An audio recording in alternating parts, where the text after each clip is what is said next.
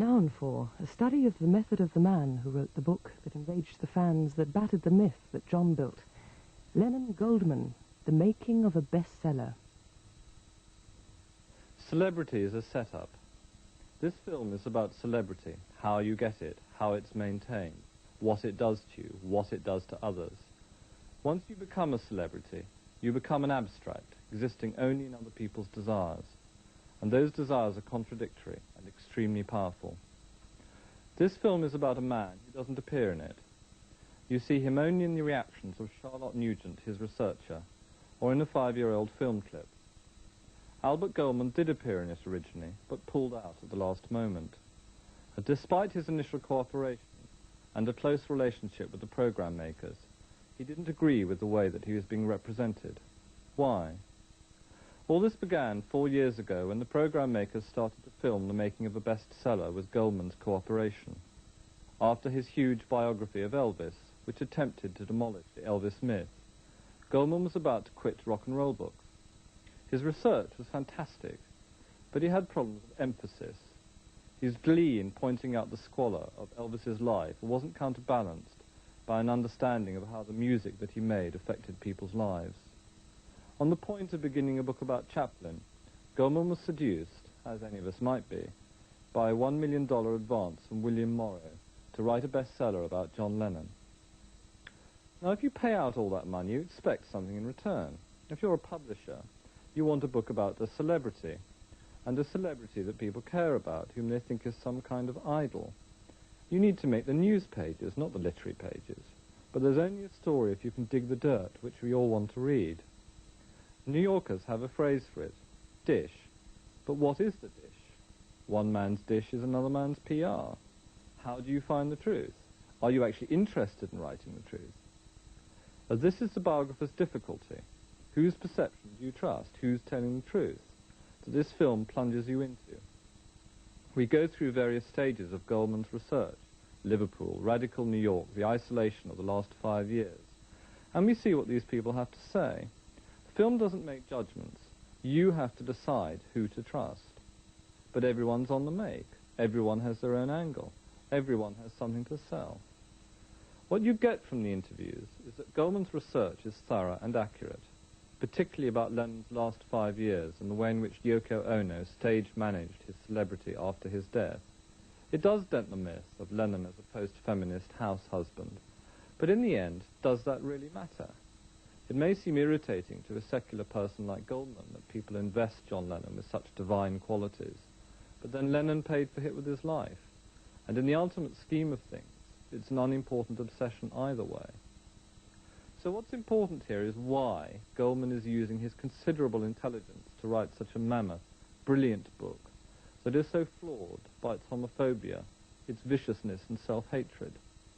The Lives of John Lennon is not so much about its ostensible subject as it is about Yoko Ono and, more importantly, Goldman himself, his psychological and pharmaceutical quirks, his envy. Goldman's primary motivation is not truth, but a particular type of obsession. Like Chapman, Goldman is a true fan, true to the point of destructiveness. But he is fanatical, not about Lennon's music, but about his celebrity. He wants that celebrity. He wants to become Lennon. Hence the title of this film, Lennon Goldman. And now he's got his wish. He's famous. He's paranoid. And unlike Lennon, he's got a bodyguard. Overlaid over all this is the more traditional desire for class and status. Goldman wants to be rich, famous, and sexy in the right way.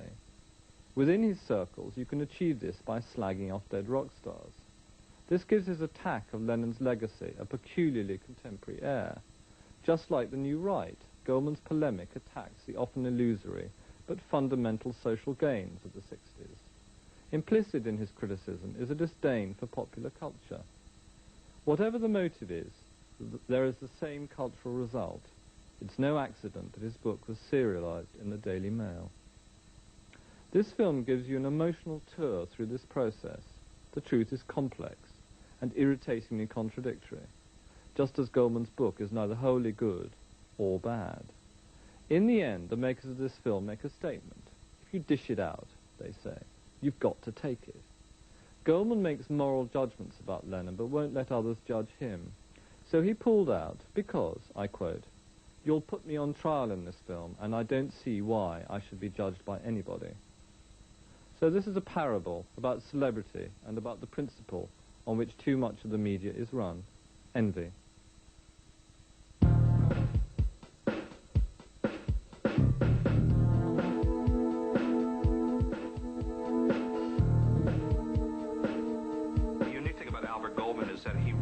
Almost the equivalent of a movie producer or an auteur. I mean, whatever Albert Goldman does becomes an Albert Goldman production. People are going to hate this book. They're going to hate Albert Goldman. If I were Albert, I would go hide when this book comes out. Nobody wants their gods knocked off their pedestals. He is really going to be in trouble. People don't want to hear that John Lennon wasn't the living Buddha. The Lennon book is as bad as I fear it might be. And what it'll mean is that Goldman himself is a spiritually parched, spiritually diminished, and at some level rather pathetic person. But also a dangerous person who really ought to be stopped.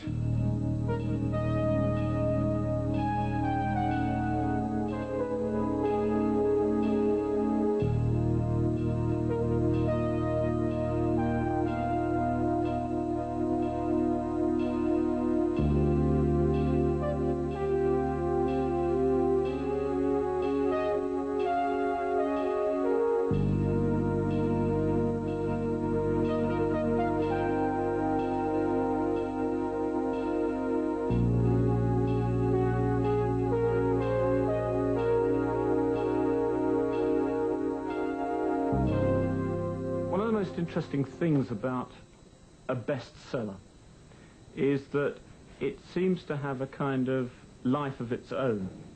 Do you set out with the idea of writing a bestseller, or do you set out with writing a book that tells the truth or to be a work of art? It seems to me that in Goldman's case, and in the case of lots of these styles of books, you know right at the beginning it is going to be a bestseller. To be a bestseller, you'd have to write in certain controversial features into the book. You have to, even if you can't tell a story that is much different from the public record and material already in the public domain, you must think that you're going to actually be sensational enough to catch the audience's eye. Therefore, you can dress up somewhat mundane material and make something of it. You know that when you say in your book about which you believe there's going to be controversy, something which is mildly controversial, and give it an extra edge and build a bit into it, you are sure, therefore, that it's going to be a bestseller. It's like making Dynasty, and it's like selling The Sun. There is a mass market. If you're clever enough, and you have to be clever, that's the most important thing. It's not something that everyone can do. No, not everyone can edit The Sun. Not everybody could come up with Dynasty and Dallas. And not everyone can write a bestseller. But if you're clever, you can manipulate it well enough so that you can set out with that design in mind and make sure you achieve it.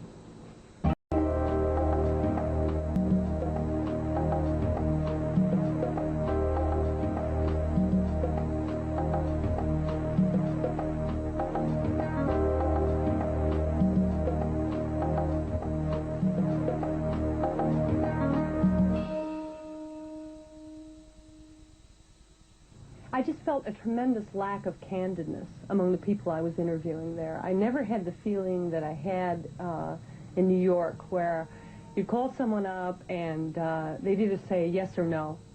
I mean, they'd say, no, go to hell, I don't want to talk to you, or they'd say, yeah, sure, come on over, I'll talk. I never got that feeling in London. I had a tremendous feeling that people were closed, that they didn't, there was a lot of on-the-surface courtesy. But underneath that, I felt a tremendous amount of game playing, a tremendous amount of kind of, you played the social dance, and I kept thinking I was getting somewhere, and then I wasn't getting anywhere. I mean, nothing was happening.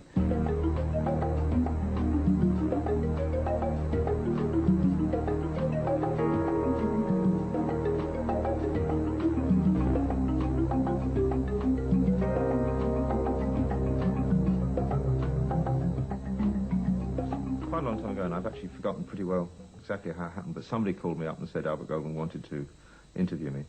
And I think at the time I said yes, because I thought it was Albert Goldman himself who'd do it. And I remember that Kit Lambert, who was my best friend before he died, always said Albert Goldman was the funniest man he knew, so I thought it would be worth doing, and he could earn his interview by being funny. But some rather uninteresting researcher turned up and said I was going to be paid £100, and I think it totally insulted me, so I just told him to bugger off, and that was it. No, I'm not totally in favour of just rushing around exposing people's lives, but first of all, if somebody's dead, it doesn't seem to matter quite as much as if they're alive. Secondly, I would have thought anyone in the British music industry is incredibly used to it. They're prepared to offer little tidbits of sleeves to the paper at the beginning of their career to get the papers interested, and then obviously later on they've roused everyone's appetite for it, and it's going to go on and on and on. After you've made your hit records, the progression from making a few trivial bits of music to becoming a legend is the amount of sleeves which can be hung around your neck, isn't it? I don't think anyone has ever become a legend in the rock industry without sleeves. I mean, whether it's Elvis Presley or Janis Joplin or Jimi Hendrix. I mean, it's first you write your music and put out a few records and get some hits. Then someone digs up the sleeves and then you become a legend. Yeah. Of course, the other thing that was really tremendous was Peter Brown, his book. Practically every single person that we approached, you realize, was approached first by Peter Brown and abused by him in one way or another.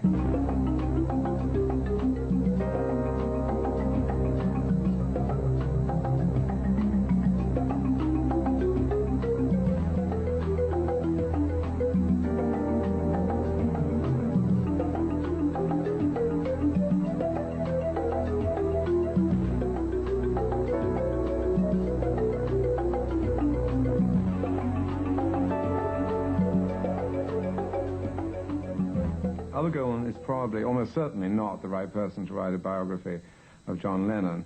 I mean, subsequent to his biography of Elvis, I would think it would be impossible to get any of the primary sources to talk, quite rightly. And therefore, no matter how, I mean, I think it's wonderful to know as much as we can about John Lennon. He's a fascinating and wonderful person. But you must be able to get to primary sources to be able to find out the real John Lennon and the truth of John Lennon. If the Lennon book turns out like the Elvis book, I should be very upset because it will be unfair to John's memory. The problem is writing a book assuming, as I suppose one should assume, that it will be a very successful book or get a lot of coverage press-wise. A lot of people will read it. No matter how, in my experience, no matter how experienced people are or how sophisticated people are, they tend to believe what they read in print.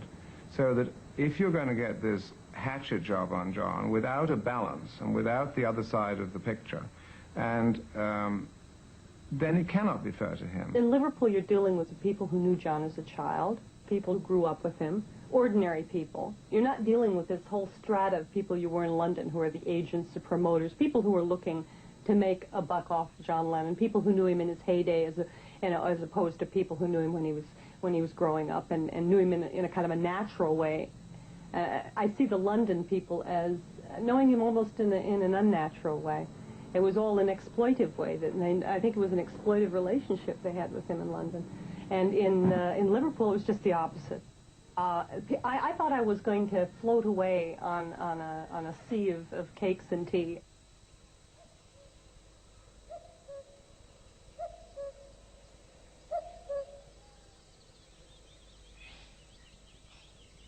It was over 4 years ago when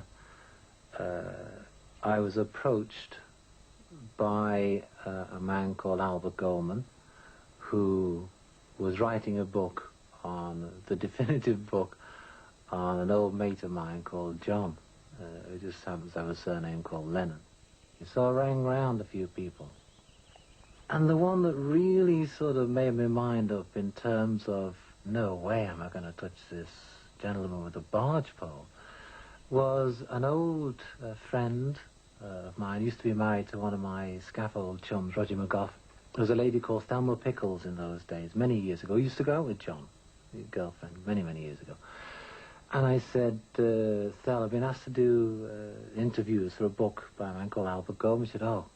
And suddenly I don't know, flood of emotion comes on the phone. It's called, I did a thing for, I did an interview with him, and this guy won an interview, and all the tape recording kept going on, and I did terrible. I said, hold on, Phil, hold on, I'm just asking, you know, about Albert Goldman, that's all. Just like, they asked me to interview, you know, what's your problem?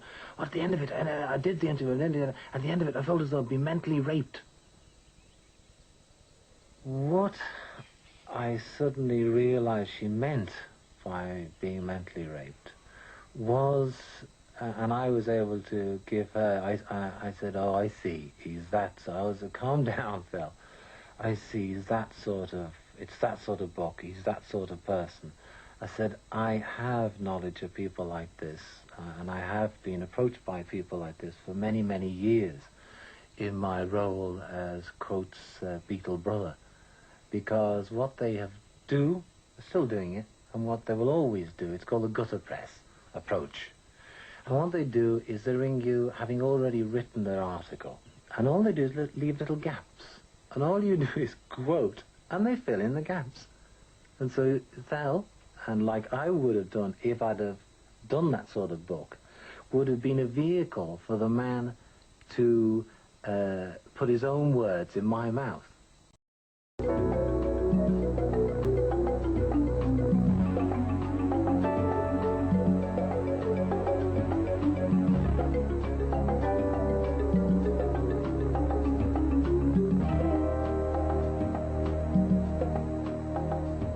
During the 50s, I was at Liverpool Art College with John Lennon and Stuart Sutcliffe. And next door to the Art College, there was George and Paul. And we became close friends. We used to meet in a pub called The Crack, and we decided we wanted to make Liverpool famous. The scene in Liverpool at the time, nobody knew about it, wasn't getting any publicity. So we decided that John would do it with his music, Stuart would do it with his painting, and I would do it as a writer. So I created, while I was still at the Art College, a publication called Merseybeat. And right from the beginning, I was very, very biased. I had John Lennon write a column for me every issue. Paul used to write me letters wherever he travelled, how the gigs were, so I used to print them as a column. Had Mike McCartney taking photographs, a bit of a fashion column from Cilla Black, and I had Brian Epstein doing the record reviews. So that built up in Liverpool. And the first issue actually came out in 1961.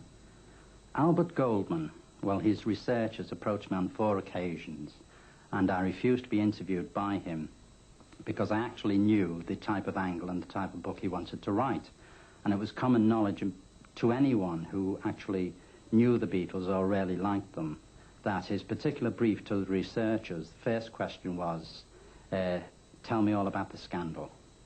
And a number of people, to their credit, as soon as they heard that, got up and left. A number of other people, of course, just gave out the scandal and embellished it. And he embellished it further. I've been reading about this book for 3 years in all Beatles fan magazines.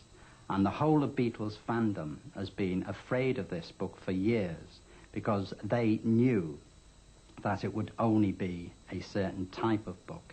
The man is not impartial. He's gone out to write a bestseller because he discovered the formula. He's done it once, now he's done it twice. Who's going to be next? I wouldn't trust this man if he wrote the alphabet for me.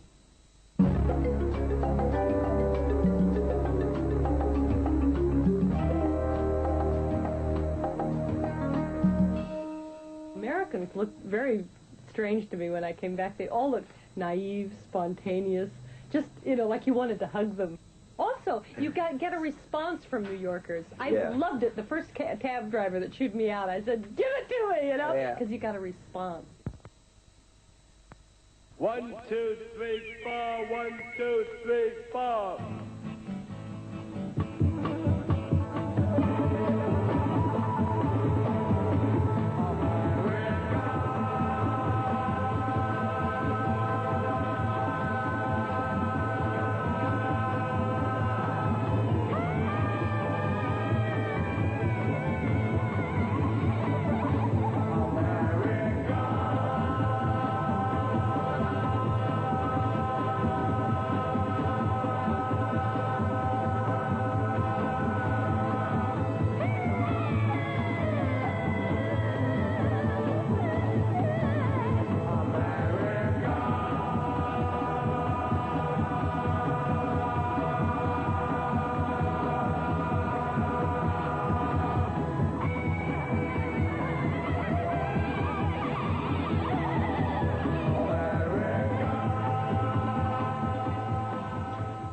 known Yoko from years before she was with John, before she'd moved to England. I wrote this column in the Village Voice for almost 20 years. At that point, I guess I'd been writing it for about 5 years.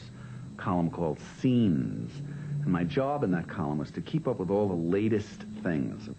There was this street performer, David Peel. And he was very dedicated and always sang his songs on the street and went to be-ins and happenings, whatever, and he would always just sing that way. And he was pretty poor. And I thought his work was interesting. And I thought John would like it because I found John kind of open about new things and offbeat people. So one day I was going to show John and Yoko the village. They wanted me to walk around the streets with them and show them my village as I knew it.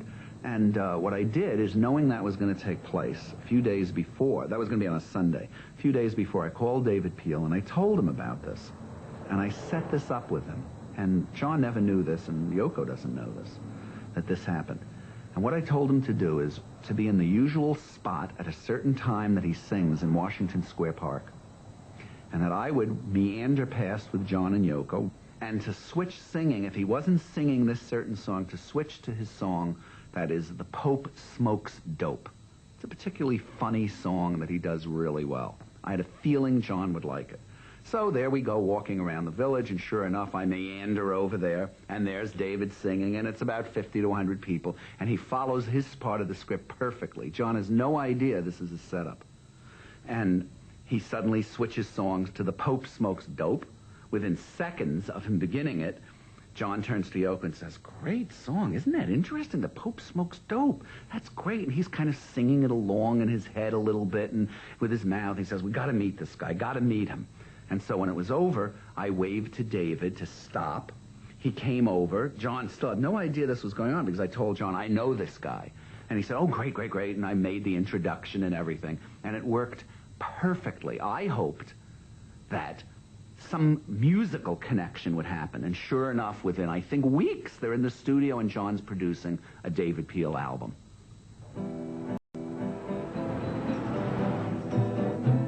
Girls and guys come to the village looking for something to do. They want to have love and sex. Girl meets guy, guy meets girl. In the middle of Washington Square Park. Love goes on and on and on. The dates have been met. The pants have been bedded. Everyone's satisfied. Until 1 week later, a hang-up.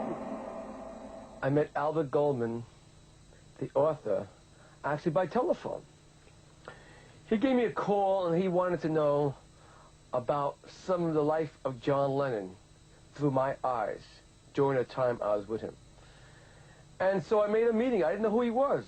I said, "Who the hell is this?" "It's Goldman." I thought, "Who the hell is Goldman?" I said, "Look, I'm an author." I said, "I don't care who you are." I didn't know. And so then it got to the point, so look, I'm serious, blah, blah. I got to the point where then he finally convinced me that he was for real. So I'm 56 years old, because I'm blah, blah, blah, etc. And so I made a meeting with the person, and I didn't believe a person like him could be an author at this time, especially in the rock and roll era. So we got together. We came over here. He gave me some delicious, delicious Chinese food over at his house in Central Park West. And I was turned on to the fact that he did the Elvis Presley book and Lenny Bruce. And anyone who got to that extreme was someone I could reckon with. Now, what John's politics were curiosity of being in every situation. He worked, for example, with the peace movement. He worked with an apathy of a political movement, which is pure capitalistic movement and socialistic movement. Even meeting the Queen. He worked with European politics and American politics. These beddings, for example, with Yoko Ono.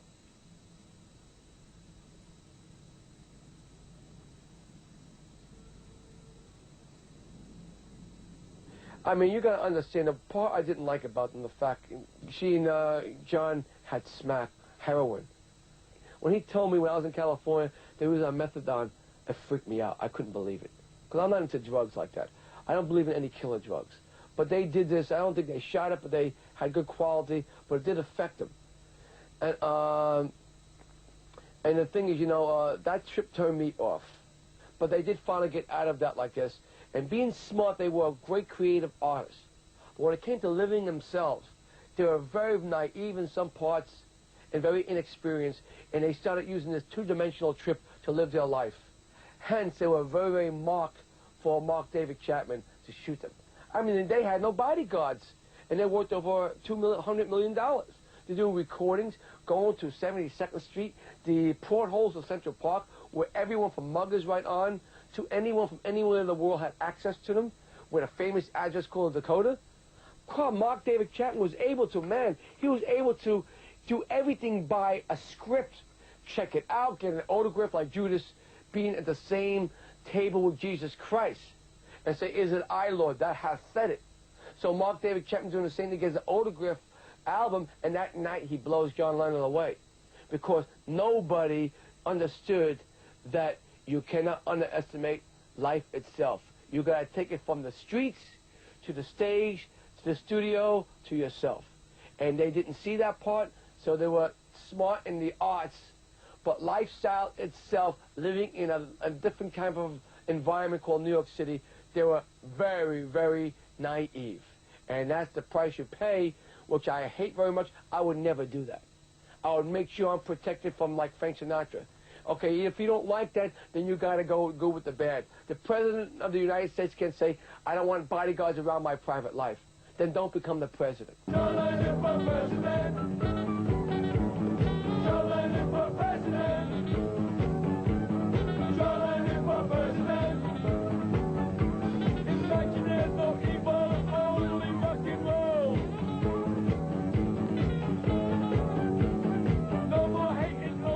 Well, I like John Lennon. I thought he was fascinating in terms of his celebrity. I knew from the work I had done, both my column in The Voice and this, I was a rock and roll radio host for years. I met an awful lot of celebrities in my day. Some of them I got to know really well, some just acquaintances, some you just know through an interview. And they were rock and roll stars, movie stars, famous politicians, and they all had certain things in common. And I thought he had one key thing that made me like him that was not in common with most of the other people I'd met. And it was a kind of introspection, a self-deprecating humor. He was certainly willing to laugh at himself and see himself as this kind of odd character on the face of the earth who was here and somehow had this talent and somehow was silly at times and somehow maybe didn't know what was going on, and that was very unusual.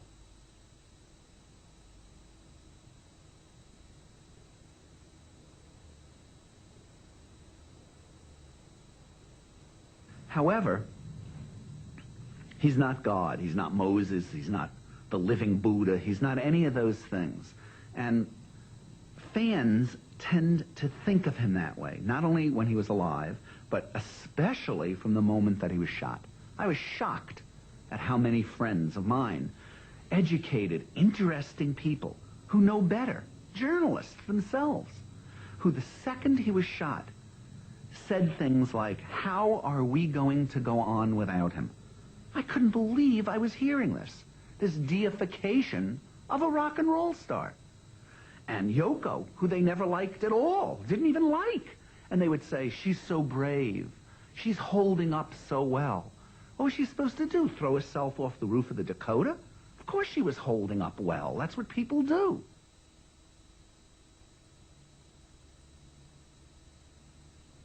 And as far as John goes, it's like this book is necessary. Albert's tough. Albert's a tough biographer. You can see it in the Presley book. He's unforgiving. And that's where he comes from. He does his research. He tries to back up all of his vicious anecdotes and his nastiness of the view of human nature in these people.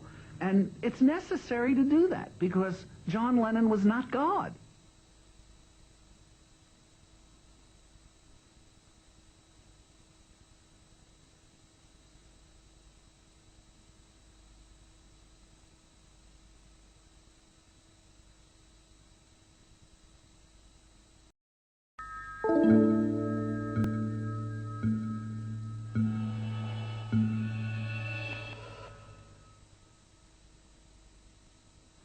Well, I didn't want to cooperate with Albert Goldman at all. I heard that he was doing the book for 2 or 3 years. He tried to approach me. I didn't respond at all.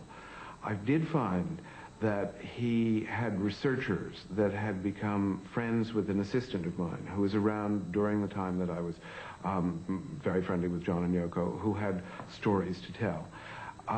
Those assistants, somehow, I think he was prone to inebriation, this assistant, and he became inebriated on Albert's advance, and I think he told lots and lots of stories.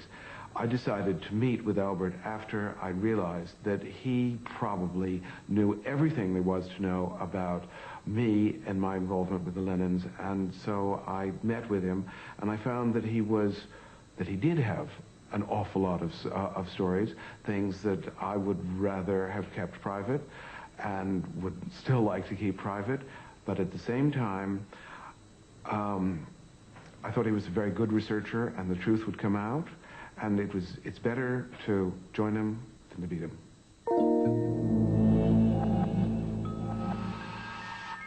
I made a deal in that I cooperated and answered many of the questions that he had most of the answers of in exchange for his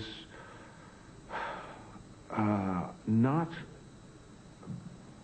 being particularly cruel to me in the book, because my understanding was in the way that he went about the circuitous route in which he went about interviewing this blabbermouth, he might have gotten things which were wrong that I could set straight.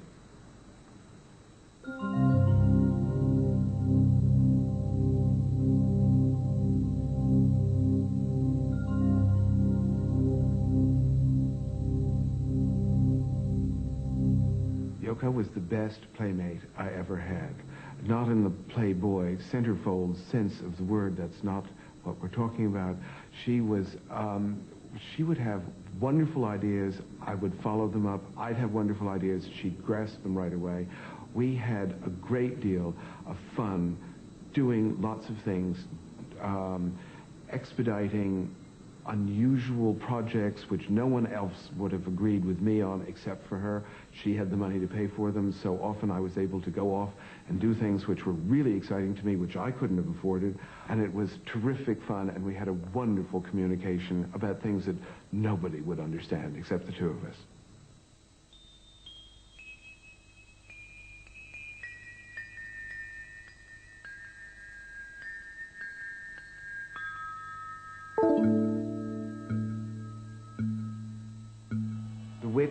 Was a witch which I had hired, having been recommended by all of the locals as the most powerful bruja in the neighborhood, who could make a protection on my house against thieves or kidnappers or whatever dangers there might be in the neighborhood, because I was a gringo, moving into looking like a rich gringo, moving into a great big house which had not been done before in this town. And so I thought, what's better than the police to protect me than to have what those people use as protection? So I hired an astonishing woman whose name was Lena. She was a huge, maybe 7 foot tall, black woman, maybe 70 years old, who spoke pirate buccaneer English. She'd come from one of the provinces out of Colombia, where they still spoke English, and she was reported to be a powerful witch. So I paid for the most elaborate ceremony that I could, the most visible one, where there was lots of smoke and there was lots of chanting, and she came and went. The servants all cowered in the corners, and it seemed to be effective, because what happened was that there was never a theft, there was never any intrusion on the house. I think people were really afraid of the spell that she put on it.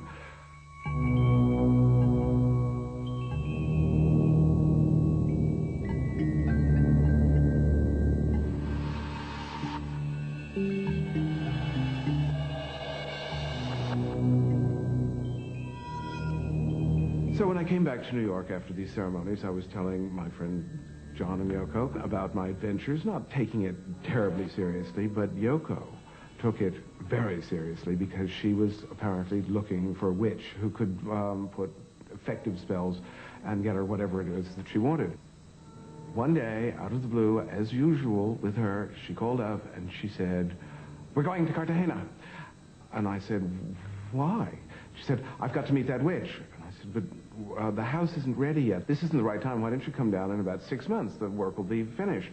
And she said, no, I have to go now. The dates are very important, and I'm coming with my bodyguard, and we'll be there on Thursday.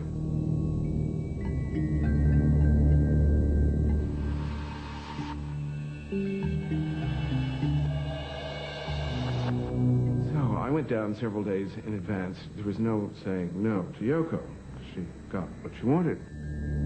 The witch and she struck some sort of a deal. I was not let in on it.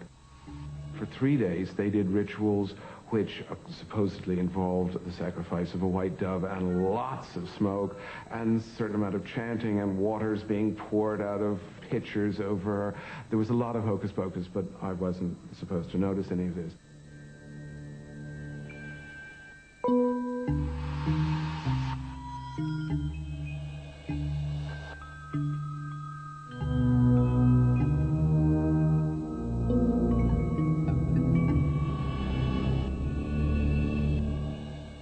If you believe in magic, it will manifest.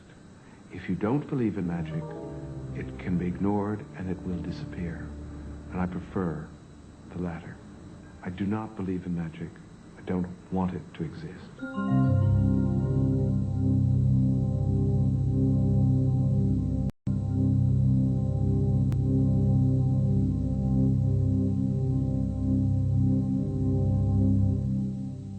Frank Andrews is called a psychic. What is psychic? Psychic is somebody who has a extra sense about people and things, and if you want to use the word vibration. In other words, I sense things about people. I do prediction. I talk about your past. I do what I call readings, which is a very common word now. I happen to use tarot cards and palmistry because these things kind of turn me on.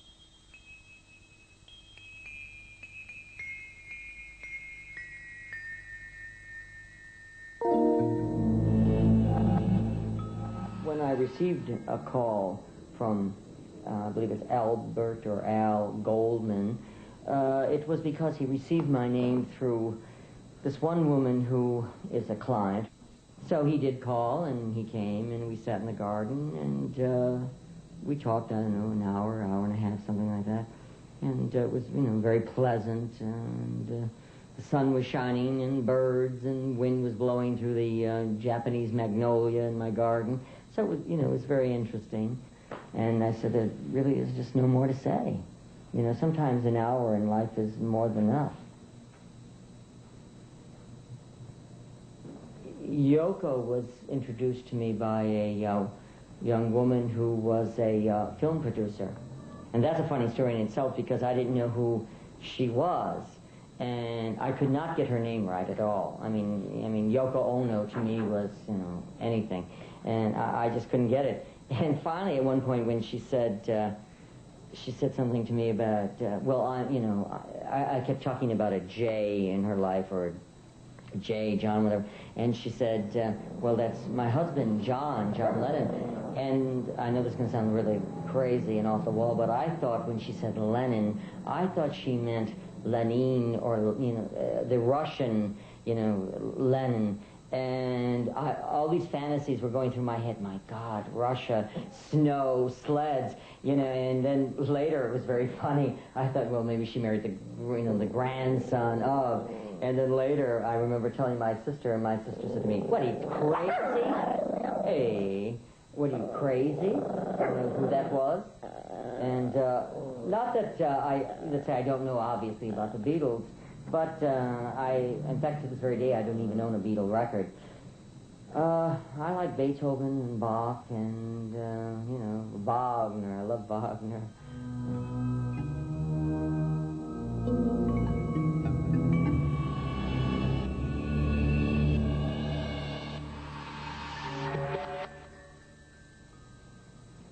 1974, okay, when Miss Ono came here, what happened was we went through the whole thing, all right? In other words, which everyone gets. In other words, you go through their life, you go through their loves or whatever.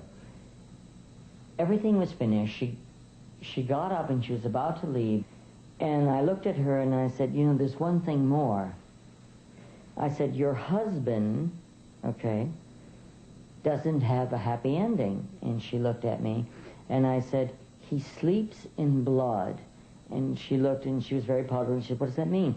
And I said, well, I see blood pouring, in other words, from him.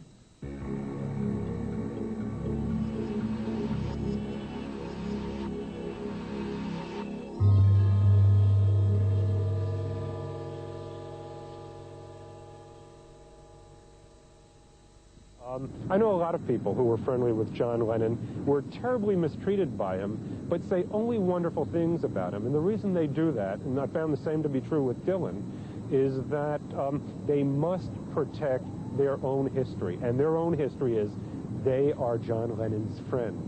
And that is the only thing that matters to these people. It's their only, it's what's printed on their card. To give you an example of how friends sometimes obscure what really happened, I remember the night that, I imagine it was the last time John performed on any stage. It was with Elton John here at Madison Square Garden. I was with Elton John at the time, and at the party afterwards, he walked in with May Pang. Now, she wrote a book in which she only had wonderful things to say about John. But that night, he abused her terribly because Yoko showed up. Now, she was his date. Yoko walks in. John decides he wants to get back with Yoko, and all hell broke loose. And May was the butt of all of it. Now, I don't think that you'll see that appear in her book. But again, I would probably be willing to believe that John Lennon will be the pinnacle of her life, no matter what happens to her now or later. And she must protect that. And that's one of the problems that writers face when they talk to people who are friends of celebrities. They must sift out the truth from that and understand that at all costs, people like May will protect them.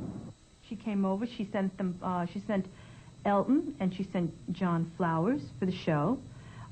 She congratulated them, and that was it. And then we all went to the party afterwards.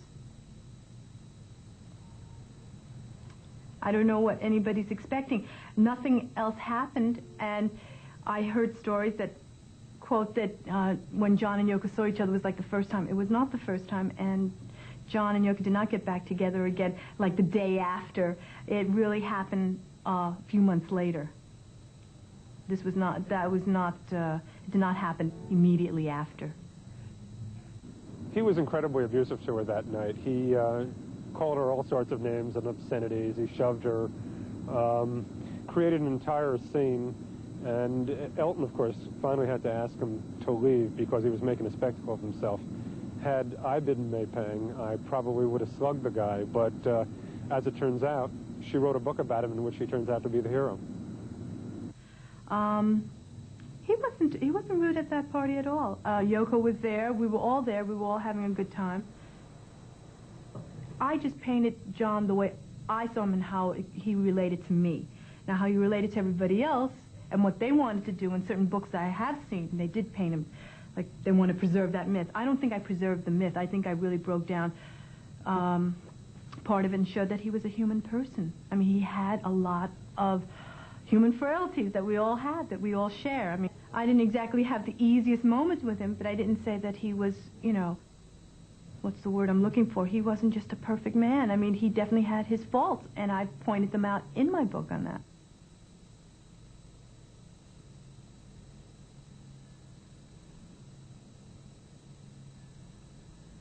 I think that rock journalists are going to be very threatened by Albert Goldman's book on John Lennon. It's nothing that they're looking forward to, believe me. They are frightened of it in advance because it's the truth. And the truth hurts their cause, their little fiefdom. Rock journalists have a very good thing going. They are invited to all the record company parties, so they eat every night. They get their free shipment of records, which they not only play, but they sell back to the stores. A lot of them are on junkets all the time for record companies. They go to all kinds of perks. And they can't afford to write anything negative or severely negative about the rock music business. That would be biting the hand that feeds them. Albert, on the other hand, has written a book that is starkly realistic, tells the truth, pulls the veneer off what all these rock journalists have been writing for the last 20 years, and it makes them look like fools. It makes them look like liars.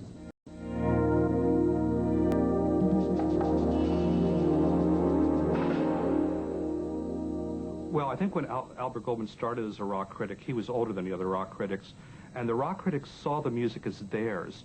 It was almost like they were a suitor. They saw Albert as an opportunist. They saw him as sort of a pimp in pinstripes who sort of, you know, riffed about the music but never had an inner conviction about it, an inner response. I think they're wrong. I mean, I think his essays on Jimi Hendrix and Aretha Franklin and Freak Show are among the best things ever written on those subjects. But I can remember once talking to a rock critic and saying that I liked those pieces, and he gave me this despairing look and said, "I thought you were smarter than that."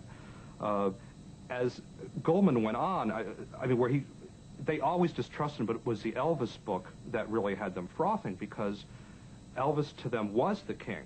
To someone like Greil Marcus, Elvis is in a golden sarcophagus. And here comes Albert Goldman, and he's got cans of spray paint. He's just spray painting all over the sarcophagus. This drives them crazy. Even before the Elvis book came out, they were warning readers that Goldman was going to do this desecration. He was going to defile the temple. And with the Lennon book, the things have started coming out. They feel the same way. They see him as someone who's come in from another discipline and stolen what is theirs.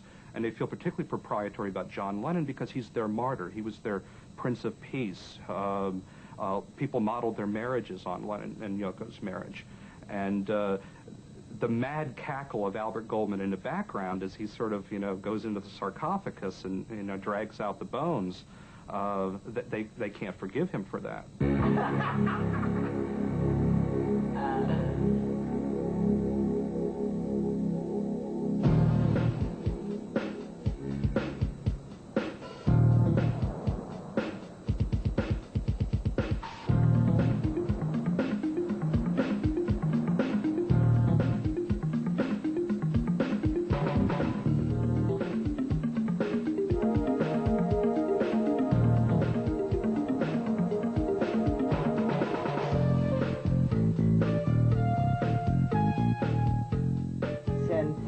Charlotte to my apartment in Brooklyn Heights at the time, and I wasn't in, but she left a very sweet letter. After I met him, and I realized that he wasn't as bad as he's made out to be, and we got along quite well, so I decided to talk to him.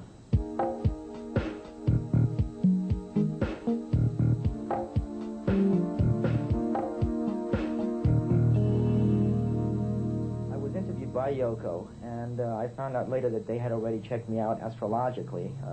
She had my chart done or something. It turns out that my birthday was a day after John's. Mine is October 10th, John's was October 9th, so she took that as a good omen, and she had more or less already decided to hire me when she interviewed me.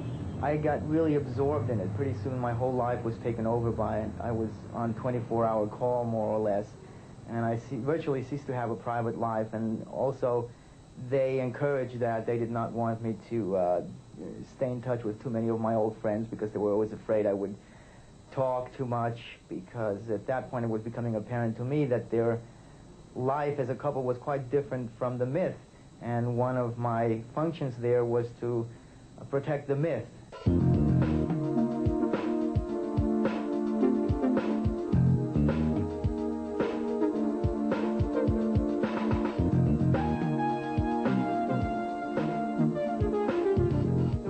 Was not as pleasant as the myth. The relationship was not a very happy one, really, by the time I got there. Yoko was doing her thing, John was doing his thing. They really didn't have that much contact, just certain times of the day. The rest of the time, they steered clear of each other's paths.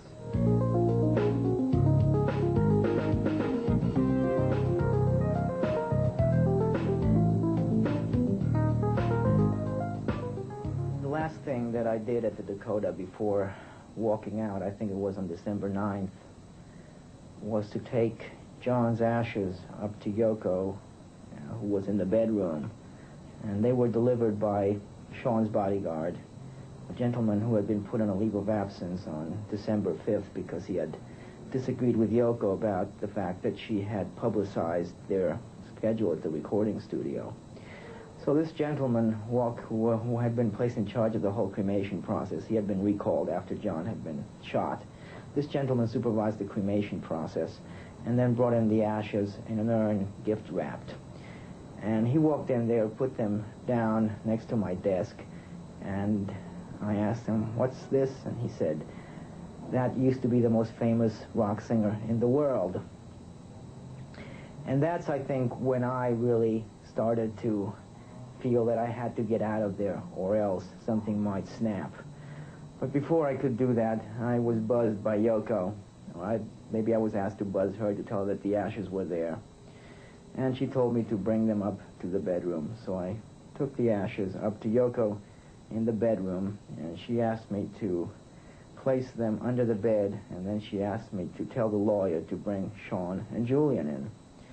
And that's when I decided that I had to get out, and I sort of collected my things from the office, and I left.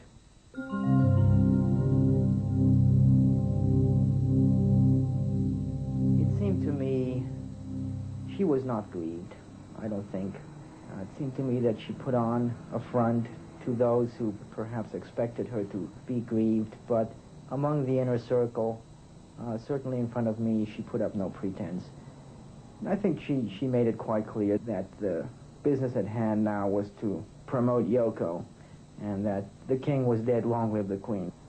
But again, if you talk to other people, they'll tell you the exact opposite. They'll tell you that she was totally distraught and devastated. And that's what we're talking about here, a difference in perception. What is the truth?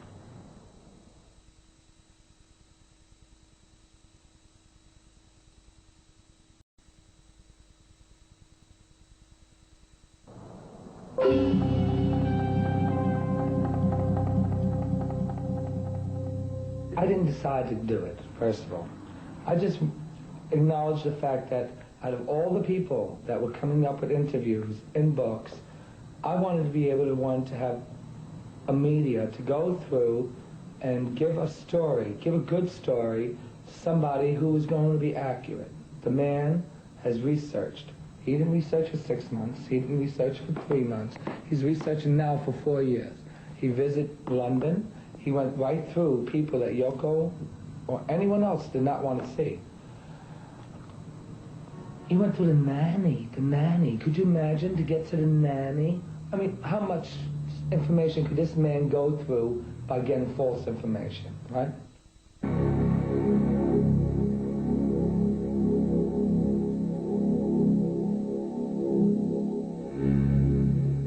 Sam Havadtoy took me over to the Dakota for the first Christmas, 1979. And we put together their Christmas, okay? Yoko asked Sam, because of course Sam talked about me, being his lover, you can trust him, you can trust me, anybody can trust me, because I ain't going anywhere except where I want to go. And now, like 6 months later, she is with him. Yoko now wants to get involved with me because she's intrigued with Sam Havadtoy. I wonder why she's intrigued with him. Probably for the future. So, this is how I met John. I was scheduled and I programmed to shoot and photograph Yoko Ono by a photographer with my clothes and shoes and Yoko didn't have the right shoes. And I said, well, Yoko, I really have to get the shoes. She goes, here's the keys to 71. I walk in, open up the door, and go into the part where we're renovating. We're going to start to renovate. And John Lennon is totally nude, uncut and all.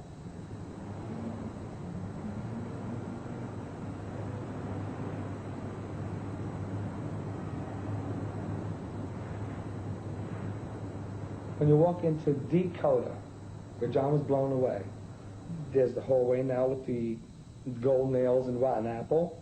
Then there's the mummies. You go to the right, and there's the white room. no bigger than about here to like double this. It's a white room. That's where she always hangs out and plays Hitler. That's it. Anyway, there's the white room. Across from the white room, which is bigger than the, this is a riot. She contracted me to do her closets, right? And I had to hire like almost 12 people to do it. That's how big the room was. The closet was bigger than the white room to me. Really, there's more happening in there than the white room. And then over from that is the bedroom. That's John and Yoko's bedroom. But to the left of that, they decided to make a sauna, right? Well, now the sauna is Yoko and Sam's bedroom because Yoko can't fuck with it. She fucked with John, so they're going to do it in the sauna. That's where it happened, where they didn't know where to put John's ashes. Oh, this sauna, and that's, oh, where did he like to sleep? Over here? Oh, let's put him there. That's where John Lennon is. It's going to where Sam and Yoko decided. They didn't know where he would want to be in the house. So Yoko says, he always liked to sleep on that side, so they put him under the bed.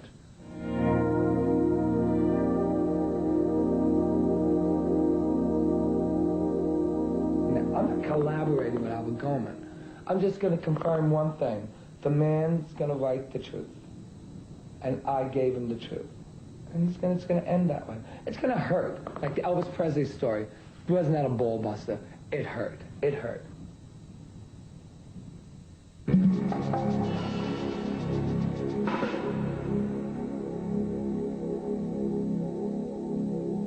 I think it's natural to be fascinated with why Albert Goldman is personally so engulfed with an obsession to know all this sleazy detail. You know, about bathroom functions and sex functions and every detail of every pubic hair, where it's placed. And I think, I mean, the most obvious thing is that it reflects his own, you know, sexual dysfunction. But I think it's a mistake to entirely see it that way. I think that Albert Goldman serves a social purpose for certain people. I think one of the functions that he serves is to focus on these details to titillate the intelligentsia, the kind of upper stratum people who are really too cool, or think they are, to read Jackie Collins, who, after all, is a better writer. Now, the thing is that there's also a social project at work at the same time, which is that these people need to devalue rock and roll. They need to explain why people listen to the Beatles rather than Haydn. And to portray everything in these kind of anal retentive terms, really, you know, that makes the kind of people who review books for prestigious, you know, sort of Sunday Times kind of publications, makes them feel good, because it means, you know, we all know that Beethoven never did anything like this. We all know that Mozart kept his skivvies clean, right? And so, you know, that's really the social function of Albert Goldman, is to titillate these people and make them feel justified in their snobbery. And I think it's good because, you know, he was trained as a college professor and he was denied tenure at Columbia University, so otherwise he would probably, I don't know what he'd be, like a homeless college professor or something more deserving of his skills, but he has actually found his proper social niche.